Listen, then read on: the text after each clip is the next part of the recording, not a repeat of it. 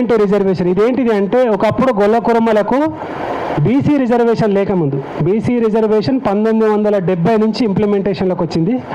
1970 కంటే ముందు గొల్ల కురుమలకు ఇద్దరు కలిపి అర్ధ సంచార జాతులు సెమీ నోమాడిక్ ట్రైబ్ రిజర్వేషన్ ఉండే హైదరాబాద్ స్టేట్ ఉన్నప్పటి నుంచి.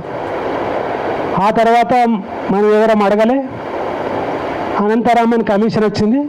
అనంతరామన్ కమిషన్ ఏం చేసిందంటే కురుమలందరినీ బీరప్ప గుడికాడకు పిలిచిండ్రు.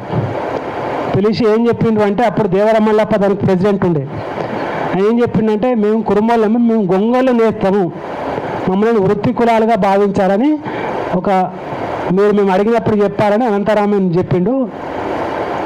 ఏం చేశారంటే వృత్తి కులాలన్నీ కూడా బీసీ-బీలు వస్తాయి కాబట్టి బీసీ-బీలో పెట్టారు.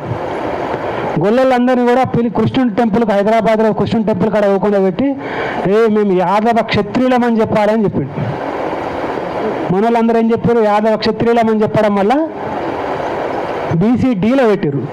ఇప్పుడేమైంది, గొల్లలు వేరే కురుమలు వేరే అనే కాడికి వచ్చింది.